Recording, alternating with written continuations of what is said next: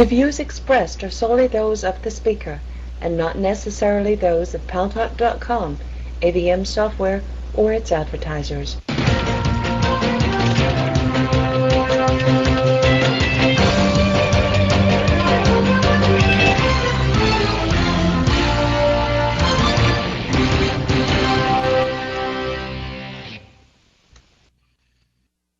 News Talk is online. News Talk Online is a production of Paltalk.com, the largest multimedia interactive program on the internet with more than 4 million unique users on demand on iTunes and on YouTube and on my blog, GaryBaumgarten.com, where you are encouraged to post your comments, whether you agree with yours truly or not. And thanks to our good friends at CRN Digital Talk Radio. We're syndicated across the United States into 12 million households. I am your host, Gary Baumgarten. Before we get started, over at CRN, they're doing a little memorial remembrance of sorts on the air because one of their radio talk show hosts, George Putnam, died. Now, for those of you who are not in the Los Angeles area, you may not know, but George Putnam was one of the the founding fathers, I guess, maybe, of television broadcast journalism. He would come on the air like this all the time, and he was so well known for his unique delivery style that on the Mary Tyler Moore Show, Ted Knight was patterned after him. George Putnam was 94 years of age. He died at 3:30 in the morning in his sleep of cardiac arrest. So for those of you who are in the LA area and know who he was, that's what's going on CRN Digital Talk Radio. And for those of you who are on CRN Digital Talk Radio listening in, you knew that already, didn't you? Well, today we're not talking about George Putnam too much. We want to talk about another fella. His name is Ike. He is a hurricane. He is a Category 2. Normally, people on the Gulf Coast of the United States of America just kind of shrug their shoulders at Category 2 storms, hurricanes, but not this one, because this one is a huge storm. It's going to come in and do a lot of damage in a huge area, and not only of Texas, but also probably Louisiana. The bands probably will stretch out so far that we will start hearing about tornadoes. We'll hear about storm surges, and the predictions by the National Weather Service are so ominous that they are saying that those in the low-lying areas of Galveston who decided to ride it out, certain death.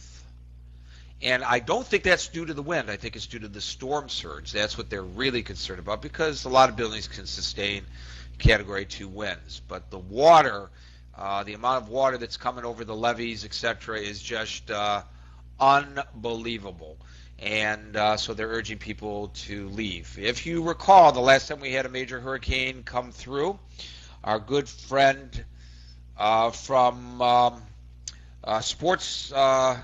fishnetdailynews.com, James, a Paltalker, joined us for a report. James is back with us. He is right there in Texas watching those bands come in.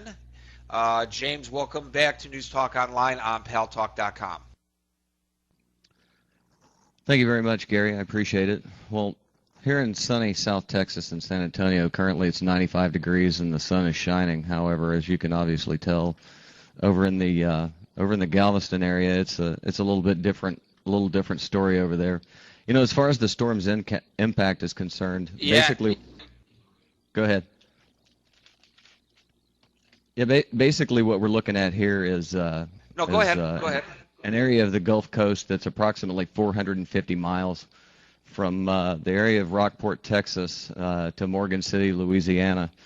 You know, and currently in Galveston, as I understand it, and as I've seen on some other reports, you know, the water's washing over the 10-foot seawall right now, and you know, they're expecting waves in the neighborhood of 15 to 20 feet. You know, now normally most of the people that I deal with are fishing guides, inland fishing guys that fish bays and estuaries and that kind of thing. And most of those people, if they can put their boat on a trailer, they've already left and they got out of there. And the city of San Antonio has been deemed a safe haven for a lot of Houstonians and several people that are on the Gulf Coast. But basically, you know, if you consider what the effect is going to be for these people, I'm going to estimate that somewhere in the neighborhood of 2,500 fishing guides up and down that 450-mile stretch, you know, are going to feel the impact because their charters have been canceled effectively for the entire weekend, and those guys get anywhere from, you know, $1,000 to $1,400 for a charter for a day's worth of fishing. You know, and that comes to just over about $3 million that they're going to lose simply not being able to take their charters out. And you know, they don't necessarily, that doesn't include the you know, offshore fishing or party boat fishing, that kind of thing. But you know, it's gonna affect probably, you know, the Galveston Bay area and the Galveston Bay complex encompasses approximately, I'm going to say right around 350 to 400,000 acres of estuary. So there's going to be an extra large impact. Not on, and that's just one aspect of it. That's just fishing. You know, that doesn't include property damage and wind damage and all those kind of things also.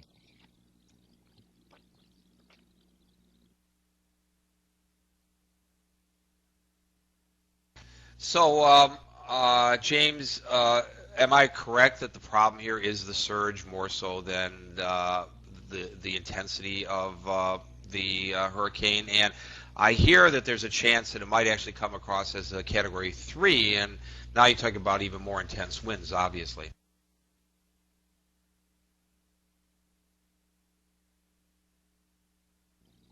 Yeah, Gary, that is correct. I mean, basically, you know, a Cat 1 or a Cat 2 hurricane at 100 miles an hour, it's going to be by far more the storm surge itself that brings the water on shore, and of course the rain. You know, wind damage is one thing, and you know, 100-mile-an-hour winds. Well, that's in some cases I'm sure that's enough to you know, topple over, you know, trailer homes or things of that nature. But I would